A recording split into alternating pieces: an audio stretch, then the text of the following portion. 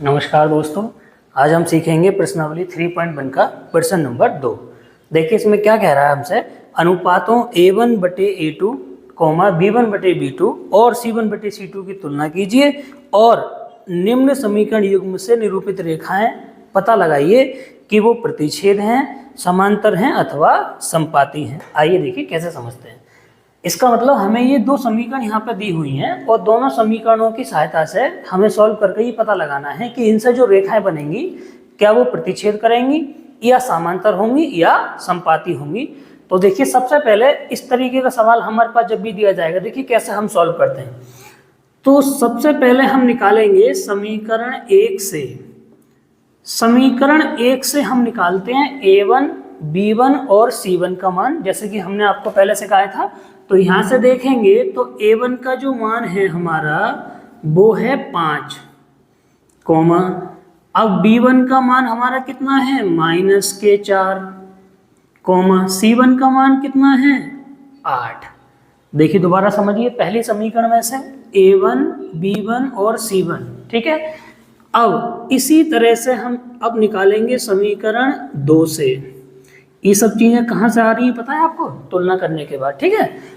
तो यहाँ से निकलेगा A2 का मान कितना, A2 का मान हमारा हो जाएगा 7, कॉमा B2 का मान हो जाएगा 6 और C2 का मान हो जाएगा -9। इतना आपने पता लगा लिया है। अब देखिए यहाँ से हम अब तीन चीज़ों की वैल्यू पता करते हैं। सबसे पहले क्या निकालेंगे, देखना ध्यान से। यहाँ से निकालना शुरू करते हैं A1/A2। कितना, A1/A2 लगाइए मान। A1 का मान कितना है तुम्हारे सामने 5 और A2 का 7। कैसे सॉल्व करेंगे, नहीं हो पाएगा तो इतना ही रहने दीजिए। अब निकालेंगे B1/B2। B1 का मान अभी तुम्हारे सामने कितना दिख रहा है -4 और B2 का मान 6। ये थोड़ा सॉल्व हो जाएगा, 2 से काट दीजिए तो 2 दूना 4 और 2 3 6, तो ये सॉल्व होकर आ जाएगा -2/3, ठीक है। अब हम यहाँ से पता लगाएंगे C1/C2। C1/C2। अब C1 का मान देखिए कितना है तुम्हारे सामने 8 और C2 का मान कितना -9। तो इसे सॉल्व करेंगे, नहीं होगा, ठीक है, इतना ही रहने देते हैं। अब आप ध्यान से देखें, जो हमने तुम्हें इससे पिछली वाली वीडियो में जो सूत्र हमने तुम्हें सिखाए थे कि कौन सी कंडीशन पर रेखा हमारी समांतर होती है, कब संपाती होती है, कब प्रतिच्छेद होती है। आइए देखते हैं।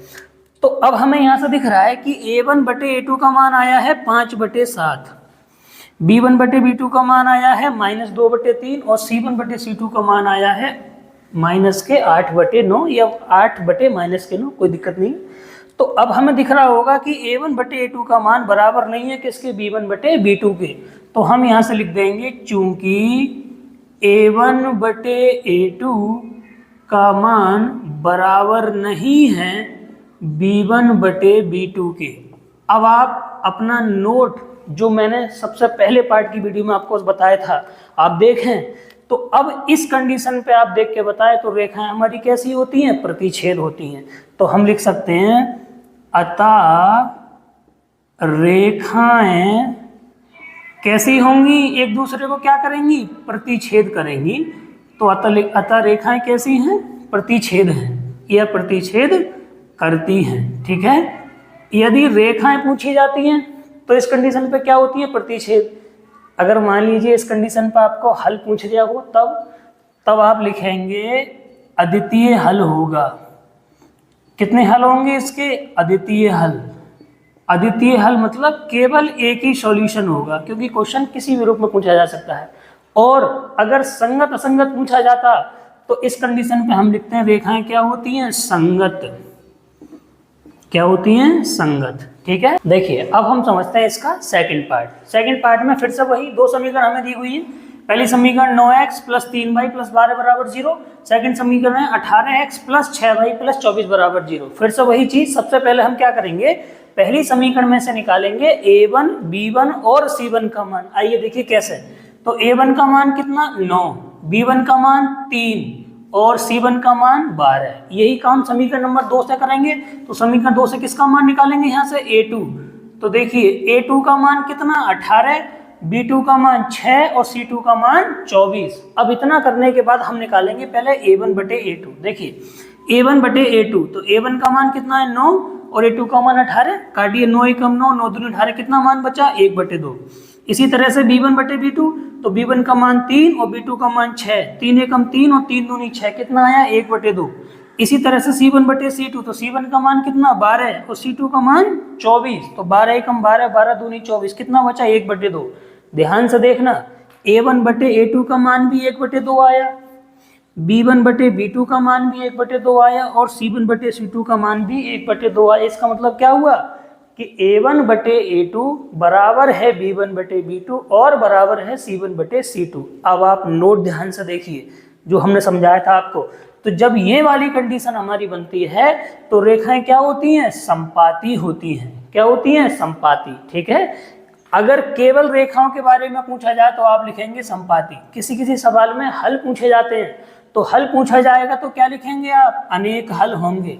हालांकि इस सवाल में हमसे केवल रेखाओं के बारे में ही पूछा गया है, और यदि सवाल में आपसे संगत असंगत पूछा जाए तब इस कंडीशन पर रेखाएं क्या होती हैं, हमारी संगत होती हैं। देखते हैं इसका थर्ड पार्ट। देखिए थर्ड पार्ट में फिर से वही चीज, हमें दो समीकरण दे रखी है। पहली समीकरण है 6x माइनस 3y प्लस 10 बराबर 0। दूसरी समीकरण है 2x माइनस वाई प्लस 9 बराबर 0। फिर से वही चीज करनी है। समीकरण 1 में से निकालना है A1, B1 और C1 का मान, और समीकरण 2 में से निकालना है A2, B2 और C2 का मान। देखिए कैसे, तो A1 का मान हमारा कितना आ जाएगा यहाँ से 6, B1 का मान माइनस के 3 और C1 का मान कितना 10। किसी को कन्फ्यूजन हो मैं दोबारा बता दूं, पहली समीकरण में जो x का गुणांक है वो A1 का मान है, y का गुणांक है वो B1 का मान है, और जो लास्ट में अचर पद बच रहा है वो हमारा C1 का मान है। इसी तरीके समीकरण नंबर 2 से देखेंगे तो A2 का मान कितना 2 और B2 का मान कितना -1, क्योंकि यहाँ पे इसका कोई भी गुणांक नहीं है। जब कोई गुणांक नहीं है तो 1 माना जाता है और माइनस चिन्ह हमारा लग ही रहा है, तो -1 और C2 का मान कितना 9।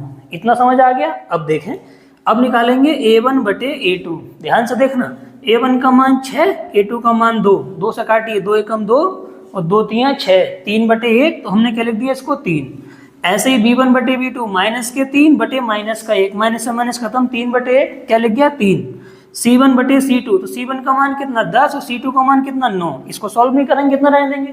अब आप ध्यान से देखें, A1 बटे A2 का मान भी 3 आया और B1 बटे B2 का मान भी 3 आया, लेकिन C1 बटे C2 का मान अलग है। इसका मतलब कंडीशन कौन सी बनी कि A1 बटे A2 बराबर है किसके, B1 बटे B2 के, लेकिन बराबर नहीं है किसके, C1 बटे C2 के। अब आप बताइए इस वाली कंडीशन पर रेखाएं हमारी कैसी होती हैं।